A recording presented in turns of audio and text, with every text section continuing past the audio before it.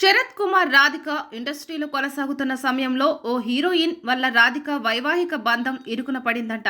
ఇక ఆ హీరోయిన్ ఎవరు అంటే నటి నగ్మ. అప్పటికే శరత్ కుమార్ కి రాధికకి పెళ్లైంది. అయినప్పటికీ నగ్మ సీక్రెట్ గా శరత్ కుమార్ తో అఫైర్ పెట్టుకుందని తెలిసిన రాధిక ఎలాగైనా సరే నగ్మకి అర్థమయ్యేటట్లు చెప్పి దూరం పెట్టాలనుకుందంట. అయితే రాధికని శరత్ పెళ్లి చేసుకున్నాడు అనే విషయం తెలిసినా కూడా నగ్మ ప్రవర్తన మారకపోయేసరికి ఓ రోజు నగ్మకి వార్నింగ్ ఇచ్చిందట. నువ్వు నా భర్తని వదిలేయకపోతే నీ పరిస్థితి దారుణంగా తయారవుతుంది అని చెప్పిందంట. అయినప్పటికీ నగ్మ వినకపోయేసరికి ఓ రోజు రాత్రి సమయంలో ఇంకొకసారి నా భర్తతో మాట్లాడినట్లు గాని తిరిగినట్టు గాని కలిసినట్టు గాని తెలిస్తే మాత్రం నా చేతిలో చచ్చావ్ అంటూ చెంప చెల్లుమనిపించిందట. అంతేకాదు, నువ్వు నా భర్తని వదలకపోతే సినిమాల్లో నీకు ఒక్క అవకాశం కూడా రానివ్వను. నీ వ్యవహారం మొత్తం సినీ పెద్దలకు చెప్పి అవకాశాలు రాకుండా చేస్తాను అంటూ వార్నింగ్ ఇచ్చిందట.